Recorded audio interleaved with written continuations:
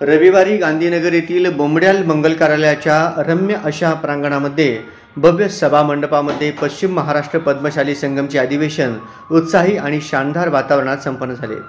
यावेळी व्यासपीठावर माजी केंद्रीय गृहमंत्री सुशीलकुमार शिंदे, सोलापूरच्या तरुण तडफदार खासदार प्रणिती शिंदे, अखिल भारतीय पद्मशाली संगमचे अध्यक्ष कंदकटला स्वामी, गौरव अध्यक्ष श्रीधर सुंकरबार, माजी आमदार नरसय्या आडम, श्री मार्कंडेय रुग्णालयाचे प्रेसिडेंट सत्यनारायण बोल्ली, उपाध्यक्ष रामकृष्ण कोंड्याल, वरिष्ठ महासचिव गड्डम जगन्नाथम, अखिल भारत युवक संगम अध्यक्ष प्रथमेश कोठे, राजकीय विभागाचे प्रमुख बोला शिवशंकर, महाराष्ट्र पद्मशाली संगमचे अध्यक्ष भूपती कमटम, पद्मशाली ॲक्टर बी अन्नपूर्णा, मराठवाडा पद्मशाली संगम नांदेडच्या महिला अध्यक्षा सौ कविता गड्डम, पद्मशाली महाराष्ट्र संगमचे अध्यक्ष महेश कोठे, कार्याध्यक्ष संजीव मंचे, सरचिटणीस दयानंद मामड्याल, एसबीसी निमंत्रक अशोक इंदापुरे, पॉवरलूम विभागाचे अंबादास बिंगी, कार्यकारिणी सदस्य जनार्दन कारंपुरी, मुकेश भैरी, सूर्यकांत जिंदम, नागपूरचे राजकुमार नागुलवार, यशवंत इंदापुरे, ज्ञाती संस्थेचे अध्यक्ष सुरेश फलमारी,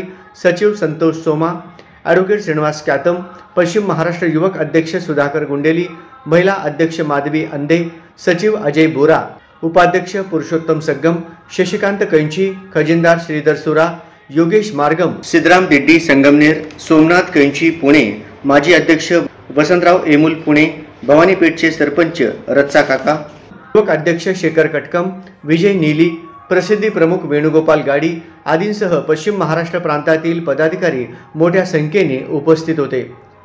प्रथम ध्वजारोहण, श्री मार्कंडेय पूजन व दीप प्रज्वलनाने कार्यक्रमाची सुरुवात झाली। प्रमुख पाहुण्यांचे स्वागत व प्रास्ताविक अध्यक्ष महेश कोठे यांनी केले। आर्थिक विकास महामंडळ स्थापन करून कमीत कमी 500 कोटी रुपये जर त्याला दिले तर मला वाटतं आज जे समाज मागे चाललेला आहे, आज बँका बंद पडल्या आहेत, सूत मिल बंद पडलेले आहेत, कारखाने बरेचसे निम्म्याच्या वर बंद पडलेले आहेत आणि याचं कारण आहे की पूर्वी आमच्या बँका असताना आम्हाला कमी रेट ऑफ इंटरेस्टनी भाग भांडवल मिळत होतं, पैसे वापरायला मिळत होते। आज आपण बघतोय वर्ल्ड हेल्थ ऑर्गनायझेशनच्या माध्यमातून बिडी उद्योग अडचणीत आलेला आहे आणि त्यामुळं बिडीचं आता पूर्वी जे प्रोडक्शन होतं त्याचे 50% कमी झालेलं आहे। त्यामुळे अनेक मुलींचे लग्न सुद्धा साहेब मोडतायत, कारण बिडी करत असेल तरच प्रायोरिटी दिली जाते। मान्यवरांचा सत्कार सरचिटणीस दयानंद मामड्याल यांनी केले। यावेळी मान्यवरांनी एकीच्या बळावरच पद्मशाली समाजाचे प्रश्न 100% सुटतील असे प्रतिपादन केलं व समाजाच्या वतीनं अधिवेशनात करण्यात आलेल्या विविध ठरावांना आमची पूर्ण सहमती राहील अशी ग्वाही दिली व शुभेच्छा दिल्या।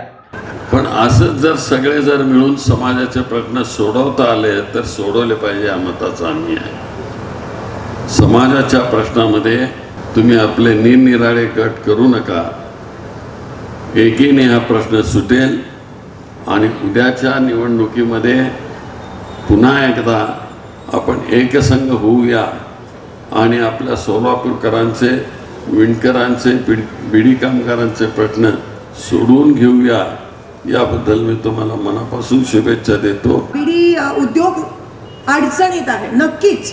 महिलांच्या घरोघरी जसं जाऊन त्या बिड्या वळतात त्याचं घरोघरी त्यांना उद्योग देणं गरजेचं आहे। घरोघरी प्रत्येक महिलेच्या घरी शिलाई मशीन पोचली पाहिजे। हा मान ह्या मनाची मी आहे आणि त्या पद्धतीत आपण सगळे मिळून काम करणं गरजेचं आहे, पण त्यासाठी समाजामध्ये एकी राहणं खूप महत्त्वाचं आहे। या अधिवेशनात पुढील ठराव मांडण्यात आले।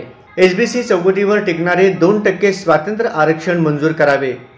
मार्कंडेय महामुनीच्या नावाने आर्थिक महामंडळ स्थापन करून त्याकरता 500 कोटींची तरतूद करावी।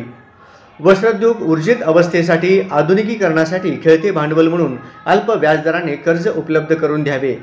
बिडी कामगारांना पर्यायी रोजगार उपलब्ध करून द्यावा व यंत्रमाग कामगार महामंडळ स्थापन करावे। वस्त्र उद्योगासाठी SC/STच्या धर्तीवर सवलती द्याव्यात। एसबीसीला नोकरीसाठी देण्यात आलेले 2% आरक्षण रद्द करण्यासाठी उच्च न्यायालय मुंबईत दाखल केलेल्या जनहित याचिकेबाबत शासनाकडून सक्षम बाजू मांडून संरक्षण देण्यात यावे असे विविध ठराव या अधिवेशनात मांडण्यात आले। परंतु विणकर म्हणून आम्हाला काही वेगळं पाहिजे, त्याच्यासाठी आम्ही काही वेगळ्या मागण्या त्यांच्यापुढे मांडलेल्या आहेत। त्याच्यासाठी काही ठराव आपल्याला या ठिकाणी करायचे। विशेष मागास प्रवर्गास एसबीसी प्रवर्गाला कायद्याच्या चौकटीवर टिकणारं आम्हाला 2% स्वतंत्र आरक्षण मंजूर करावं अशी मी सूचना करतो आणि मामडेल साहेबांना विनंती करतो त्यांनी अनुमोदन द्यावं. इंदापुरातील सरांनी मांडलेल्या सूचनेला सर्व समाज बांधवांच्या वतीने मी अनुमोदन करतोय. ठराव मंजूर.